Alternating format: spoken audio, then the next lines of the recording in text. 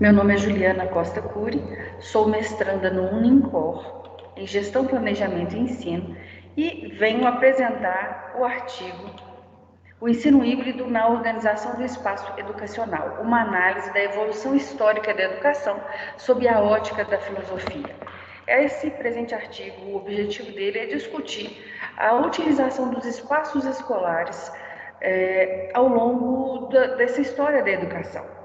Então, hoje, entende-se que a educação modificou, o sentido da educação, a formação escolar modificou, mas o espaço escolar continua sendo formatado tal como era. Pelo menos nos últimos anos e muitos séculos, ele vem seguindo os moldes, né, das cadeiras alinhadas, das quatro paredes, da posição de superioridade do professor que transmite o que sabe, de um aluno que nada tem, né, que está recebendo ali a sua primeira formação. Então, as reflexões que nós já podemos trazer que Frade, 2019, ele vem falar, por exemplo, que os ambientes que são diferentes desses ambientes formatados, das quatro paredes, das carteiras alinhadas do quadro negro, eles ajudam com que se distancie dessa ideia de educação mecanizada, que isso vem se repetindo, apesar dessas transformações da sociedade. A escola, ela pode se transformar num espaço rico de aprendizagem, principalmente quando ela se distancia desse processo mecânico de educação bancária, que vem fazer com que o aluno seja um receptor contínuo de conhecimento.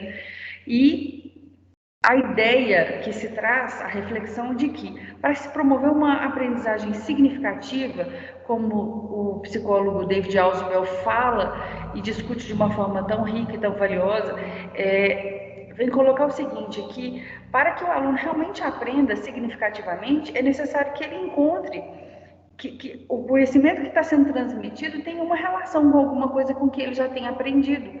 E esse espelhamento, essa conexão do ensino que a escola transmite com a recepção de algo que esse aluno já viveu, realmente possibilita um desenvolvimento do conhecimento. Essa expectativa colocada, nessa perspectiva, ela vem ao encontro da noção de educação híbrida. Híbrida por quê? Porque é uma mescla de conhecimentos. Não somente o professor tem algo a trazer, o próprio aluno carrega conhecimentos adquiridos em outros ambientes, no ambiente familiar, no ambiente social. E hoje, com muita clareza, a gente pode perceber que né, nas novas tecnologias, por meio da internet, dos muitos recursos, hoje o aluno ele não é visto, não pode se ver mais o aluno como uma folha em branco. Ele carrega com muita clareza muitos conhecimentos adquiridos em outros espaços. E daí essa ideia de que a noção do ensino híbrido, ela vem falar sobre essa, não somente sobre a questão das tecnologias, mas essa utilização dos espaços para se absorver esse conhecimento. Em que espaço o homem, no seu momento de aprendizagem, ele já transitou para chegar nos moldes que está até hoje e para que a gente possa enxergar as possibilidades de romper com essas quatro paredes. A pesquisa ela propõe assim uma análise histórica, ela quer promover uma reflexão, identificar esses objetivos e significados da educação ao longo da história, elencar alguns marcos, e tem como, né, ela justifica-se pelo fato de que tem uma relevância social em identificar os possíveis benefícios desse ensino híbrido, técnicas que podem ser, que foram legítimas, que podem voltar a ser legitimadas, para que se verifique a noção de novos espaços móveis e espaços diferenciados da sala de aula como potenciais, como possíveis espaços para possibilitar a aprendizagem do aluno. E isso foi feito, essa reflexão foi feita por meio de uma pesquisa bibliográfica. A educação começa a ser pensada com mais robustez a partir da formação das civilizações. Antes disso, as pessoas aprendiam umas com as outras, mas a partir da civilização helênica, da Grécia Antiga, que consegue se perceber mais esse processo de formação educacional. Então, na origem, os jovens gregos, eles tinham como objetivo, a educação tinha como objetivo ensinar os jovens gregos, mas de uma forma, aos jovens nobres, de uma forma que era voltada para a glória, para formar grandes guerreiros, para pessoas que iam ter visões baseadas no conhecimento mítico, né? Todo o conhecimento desse período, ele era fundamentado nos mitos que, no caso, mitos gregos.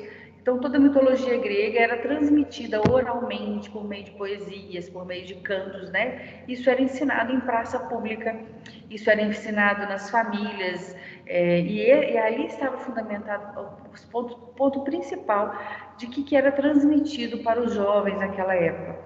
Isso, por exemplo, pode ser visto, os poemas Ilíada e Odisseia eram oralmente ensinados e eram transmitidos por bardos, que são os cantadores por profissão, que tinham com esse objetivo mesmo de oferecer esse conhecimento de forma oral. Isso não se dava num ambiente institucionalizado. A paideia antiga, né, que traz a noção de formação do homem grego, que formação que seria essa? Distingue-se com muita clareza que o homem grego espartano, ele era formado para ser um guerreiro, ele era formado para saber utilizar armamento bélico, para saber utilizar, aprender a usar a força e a coragem para combater e defender fronteiras. Já o homem grego de Atenas, ele tinha uma visão de formação literária, oratória, a filosofia já estava já estava tomando espaço e já fazia parte do conhecimento desse homem grego, né, de forma muito inicial, e aí surge inclusive o conceito de pedagogia, né? Quem são os pedagogos nessa época? São aqueles escravos que acompanhavam a formação dos jovens gregos daquela época. Os homens gregos que eram educados para receber essa informação de retórica, de oratória, de literatura, de música, de formação física. Eles tinham um desenvolvimento físico que era muito importante de ginástica, de cuidado com o corpo físico. Então tem essa etapa do conhecimento mítico, essa etapa da formação da paideia grega, com a formação dos guerreiros ou daqueles que iam ter os seus primeiros conhecimentos da retórica, de literatura, também retomando a ideia dos mitos. E aí chama-se atenção para a retórica no que se refere aos sofistas, né? Eles eram considerados professores ou sábios, né? Professores de sabedoria, e eles ensinavam de uma forma, nas praças públicas, de forma itinerante, mas eles tinham a primeira forma do que a gente entende como escola, porque eles cobravam pelos seus serviços de ensinar, eles reuniam as pessoas para ensinar principalmente a retórica, o diálogo, né, essa dialética de disputa, de debate de ideias, e a história. Nesse cenário também não é um ambiente institucionalizado, mas a gente já consegue conhecer algumas características da formação do ensino enquanto molde de educação que a gente vê hoje. Posteriormente, a filosofia marca. A filosofia clássica ela já tem uma característica muito particular. Sócrates, trazido pelas obras de Platão, ele se posiciona como alguém que reflete sobre questões do homem, sobre as questões de virtude, sobre questões de valores. E isso ele faz, Platão narra para nós na sua obra, que ele faz isso por meio dos diálogos. Enquanto ele discute ideias, enquanto ele propõe debates, ele tem discípulos, ele tem seguidores, mas as suas discussões e a sua formação de conhecimento, ela se dá por meio de debates informais, diálogos, quando eles propõem que faça-se nascer ideias daqueles seus interlocutores. Platão e Aristóteles, né? Platão, discípulo de Sócrates, e Aristóteles, discípulo de Platão, eles já trazem um diferencial. Eles fundam os primeiros estabelecimentos educacionais.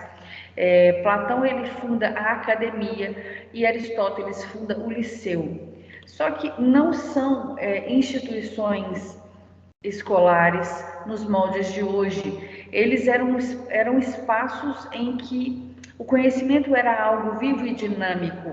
Isso acontecia porque as pessoas iam livremente, ficavam o tempo que queriam naqueles lugares, aprendiam, discutiam aquele conhecimento que era dinâmico e não um corpo de disciplinas elencadas, e posteriormente eles iam embora com total liberdade. A academia ficava num bosque sagrado, o liceu também ficava num lugar também que era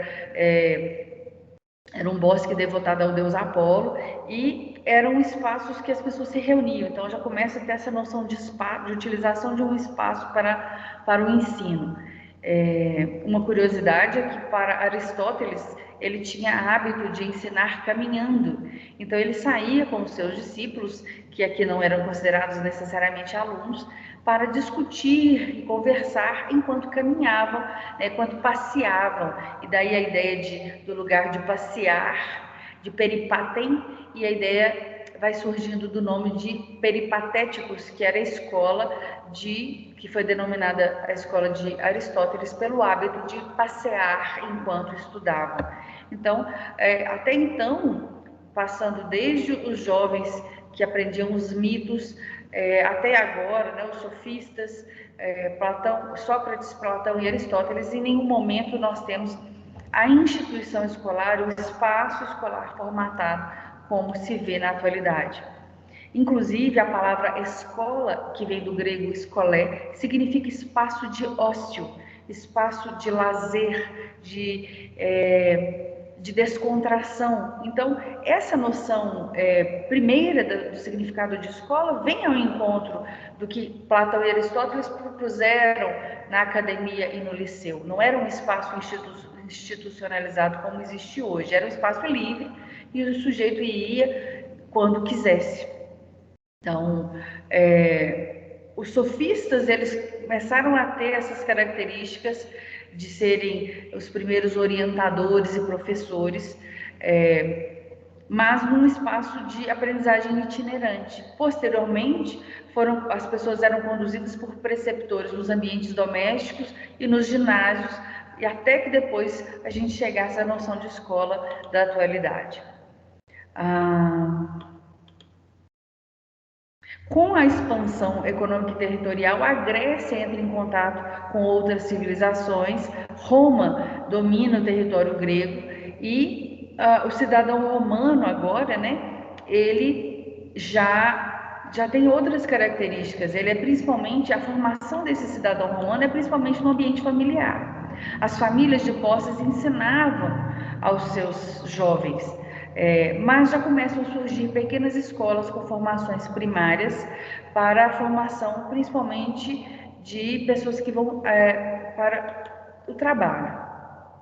Com o advento do cristianismo, a revolução cultural de mentalidade já modifica todos os aspectos sociais.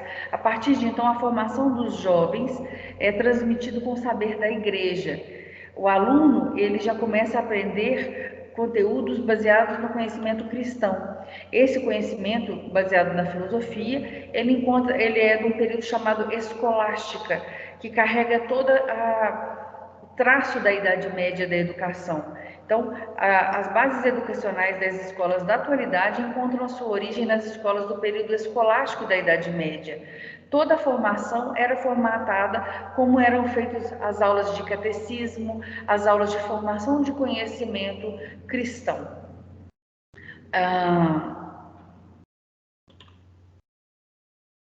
Assim, a escola, tal como conhecemos hoje, é um legado da Idade Média.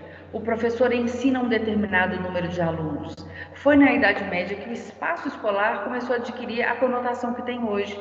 É nesse momento que se cunha o termo escola, mas já não nas características da sua definição etimológica da palavra. Com essa análise temporal da educação, desde a formação da civilização ocidental até a Idade Média, verificou-se diferentes formas de utilizar o espaço escolar.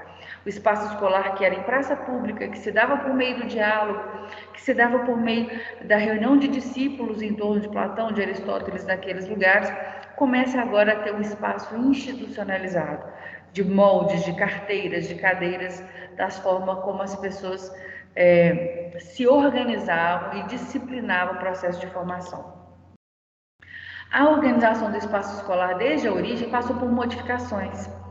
Essas modificações chama a atenção para a ideia do que a gente vê hoje enquanto ensino híbrido. A noção de ensino híbrido, ela vê que como é uma mescla, como eu posso aprender com o aluno aprender com o professor, como todos os espaços podem fornecer conhecimento, então vem ao encontro, resgatar essa noção de conhecimento em espaços diferentes, para despertar no aluno novos conhecimentos. A formação educacional é um processo contínuo e pode se dar em múltiplos espaços, conforme a própria história vem mostrar. A história da educação, sob o olhar da filosofia, nos ajuda a enxergar esses exemplos. Vê-se que os ambientes diversos podem possibilitar o processo educativo. E nesses espaços ampliados que se torna possível a aprendizagem significativa. Encontrar bem mais possível que o aluno encontre referências ao próprio conhecimento que carrega no seu íntimo fora dos espaços escolares, em ambientes, por exemplo, acessados por meio da tecnologia, do que necessariamente num ambiente fechado da sala de aula com a rigidez daquele espaço e da disciplina proposta naqueles locais. O espaço de aprendizagem fixa de modo permanente as atividades a realizar, já que afeta o comportamento das pessoas nesse espaço e a maneira como se comunicarão umas com as outras. A sala de aula é, portanto, um espaço válido para esse tipo de atividade, mas não deve ser o único. Esse resgate histórico vem provar que isso aconteceu de outras formas, e isso é possível também voltar a ampliar estes espaços. As novas tecnologias são recursos que evidenciam a ampliação da sala de aula. A gente percebe, com o avanço das novas tecnologias, esse período que a humanidade viveu, da pandemia do Covid-19, nos exigiu o uso das novas tecnologias e mostra que é necessária essa mudança de paradigmas. Não só a mudança de paradigmas, mas uma de conscientização das instituições de que dos professores de que o aluno não é o aluno que deve se adaptar ao espaço, mas o espaço se adaptar ao aluno, e é o que aconteceu. Isso pode continuar acontecendo, aprimorando, melhorando ainda as possibilidades de acessar o conhecimento prévio desse aluno para que ele retome o seu papel, que ele aproprie-se do seu papel de protagonista do conhecimento e do processo educacional. Aqui eu trago as referências e agradeço a atenção de todos, trazendo esta reflexão sobre a aprendizagem por meio de diferentes espaços educacionais.